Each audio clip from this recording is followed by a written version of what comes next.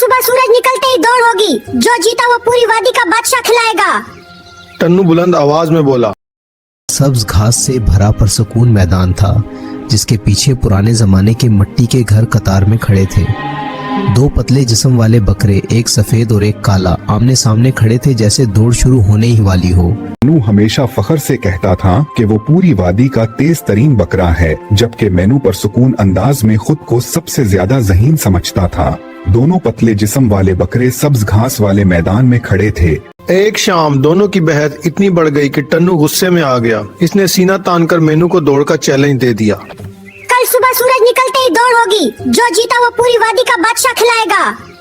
टन्नू बुलंद आवाज में बोला। अगली सुबह सब्ज घास के मैदान में दौड़ का लंबा रास्ता बना दिया गया था, जिसे देखकर गांव वाले हैरान थे। सफेद बकरा टन्नू माथे पर पता बांधे एक पहलवान की तरह उकड़कर खड़ा था, जबकि काला बकरा मीनू आराम से घास चबा रहा था, जैसे उसे किसी बात की जल्दी ही ना हो। जैसे ही नकारा बजा, दोनों बकरे दौड़ पड़े।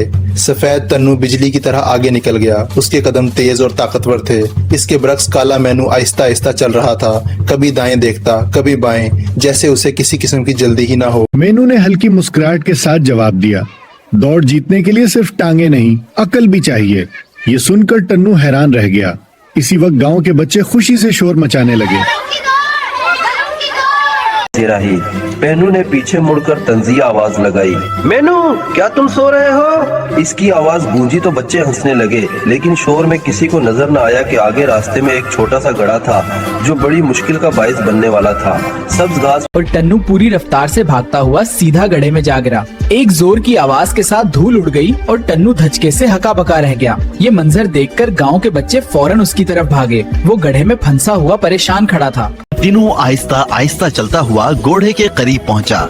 इसने टिनू को फंसा हुआ देखा तो फौरन बच्चों के साथ मिलकर उसे बाहर निकालने लगा। कुछ लम्हों बाद टिनू घोड़े से बाहर आ गया। तुम तो मुझे पीछे छोड़ सकते थे, फिर रुके क्यों? मेनू ने मुस्कुरा कर कहा, दौड़ दोबारा हो सकती है, लेकिन दोस्ती टूट जाए तो वापस नहीं आती। ये सुनकर टन्नू खामोश हो गया।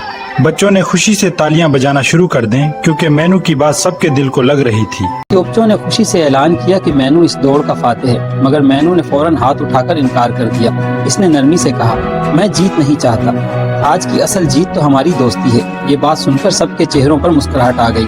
टन्नू ने शर्मिंदा होकर मेनू को गले लगा लिया और यूं दोनों की दोस्ती पहले से भी ज्यादा मजबूत हो गई। गाँव वाले खुश थे कि ये मुकाबला जिद पर नहीं बल्कि मोहब्बत और समझदारी पर खत्म हुआ।